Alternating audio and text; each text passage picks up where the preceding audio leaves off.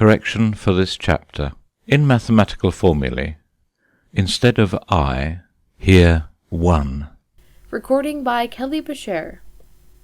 Relativity, the Special and General Theory, by Albert Einstein. Continuing Part 1. Sections 16 and 17. Section 16. Experience and the Special Theory of Relativity.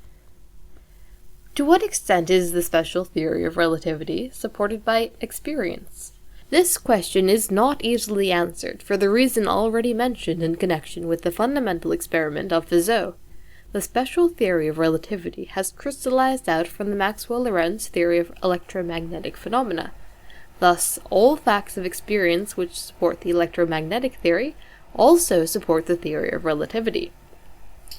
As being of particular importance, I mention here the fact that the theory of relativity enables us to predict the effects produced on the light reaching us from the fixed stars.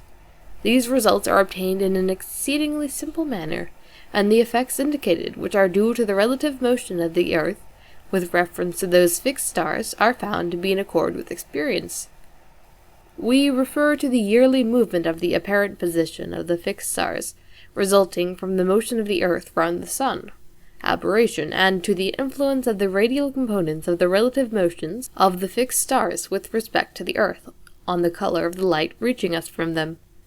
The latter effect manifests itself in a slight displacement of the spectral lines of the light transmitted to us from a fixed star, as compared with the position of the same spectral lines when they are produced by a terrestrial source of light. Doppler principle. The experimental arguments in favor of the Maxwell-Lorentz theory, which are at the same time arguments in favor of the theory of relativity, are too numerous to be set forth here. In reality, they limit the theoretical possibilities to such an extent that no other theory than that of Maxwell and Lorentz has been able to hold its own when tested by experience.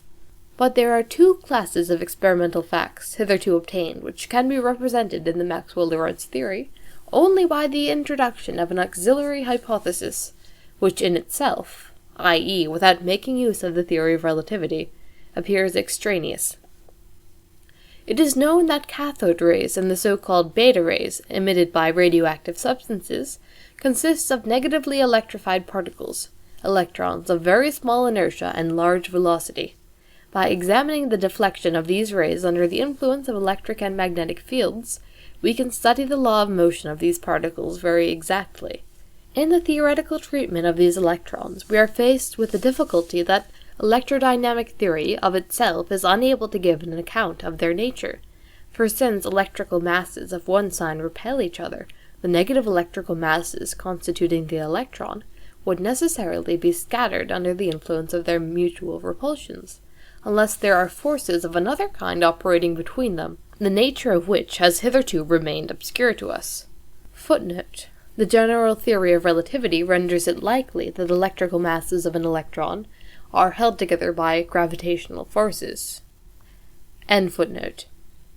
If we now assume that the relative distances between the electrical masses constituting the electron remain unchanged during the motion of the electron, rigid connection in the sense of classical mechanics, we arrive at a law of motion of the electron which does not agree with experience. Guided by purely formal points of view, H. A. Lorentz was the first to introduce the hypothesis that the particles constituting the electron experience a contraction in the direction of motion in consequence of that motion, the amount of this contraction being proportional to the expression the square root of the difference I minus the fraction v squared over c squared. This hypothesis, which is not justifiable by any electrodynamical facts, supplies us with that particular law of motion which has been confirmed with great precision in recent years. The theory of relativity leads to the same law of motion without requiring any special hypothesis whatsoever as to the structure and the behavior of the electron. We arrived at a similar conclusion in section 13 in connection with the experiment of Fizeau, result of which is foretold by the theory of relativity without the necessity of drawing on hypotheses as to the physical nature of the liquid. The second class of facts to which we have alluded has reference to the question whether or not the motion of the Earth in space can be made perceptible in terrestrial experiments.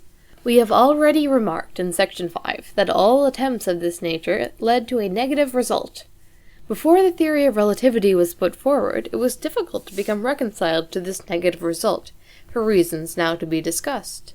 The inherited prejudices about time and space did not allow any doubts to arise as to the prime importance of the Galilei transformation for changing over from one body of reference to another.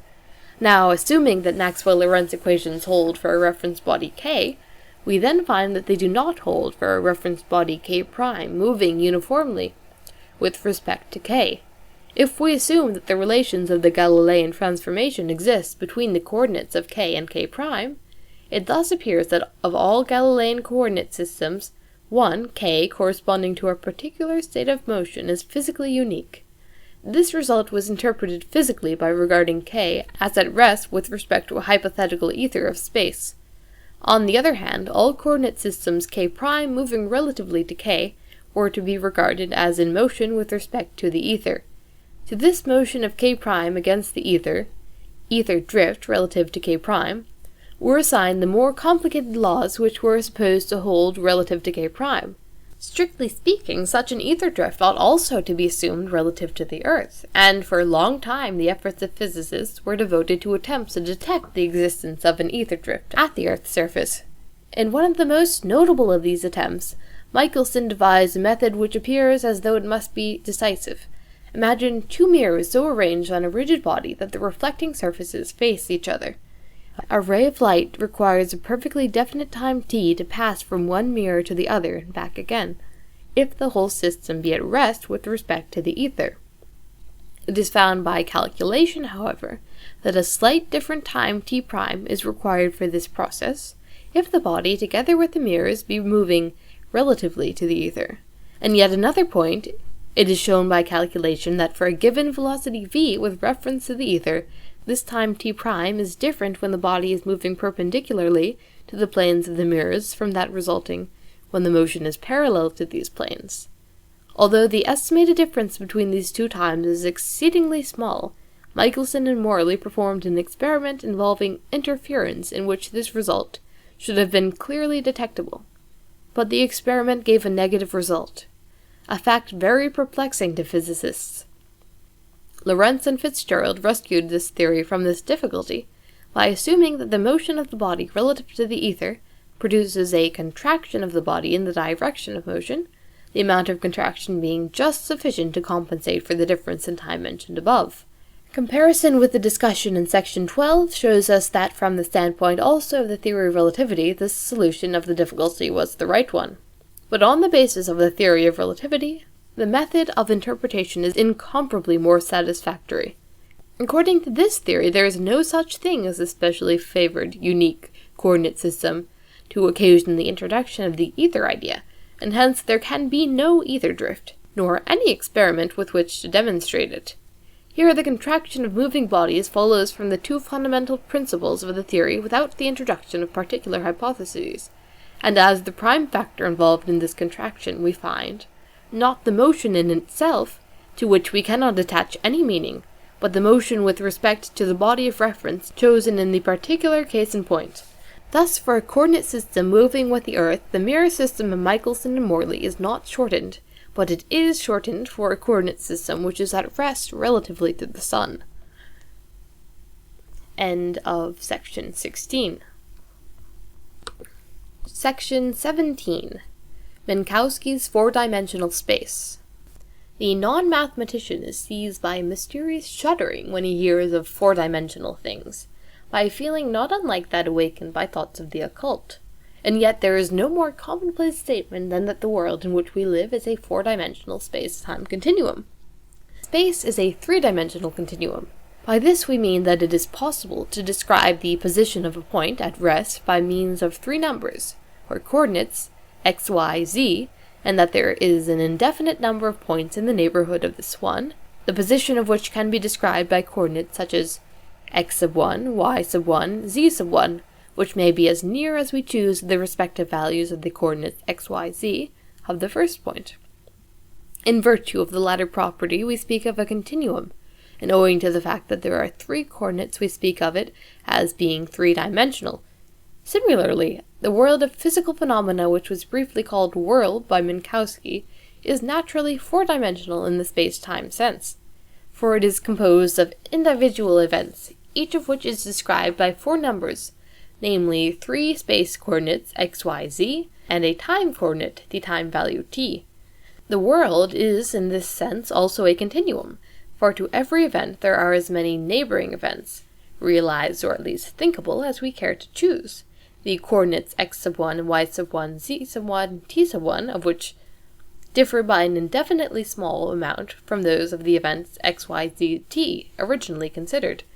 That we have not been accustomed to regard the world in this sense as a four-dimensional continuum is due to the fact that in physics, before the advent of the theory of relativity, time played a different and more independent role as compared with the space coordinates. It is for this reason that we have been in the habit of treating time as an independent continuum.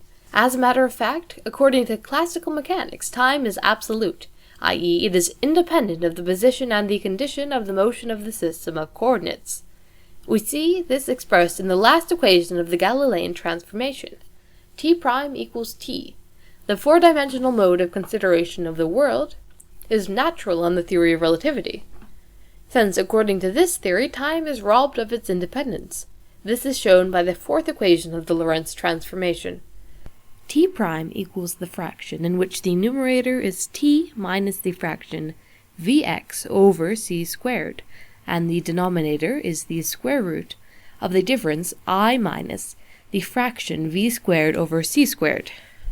Moreover, according to this equation, the time difference delta t prime of two events with respect to k prime does not in general vanish, even when the time difference of delta t of the same event with reference to k vanishes. Pure space distance of two events with respect to k results in time distance of the same events with respect to k prime.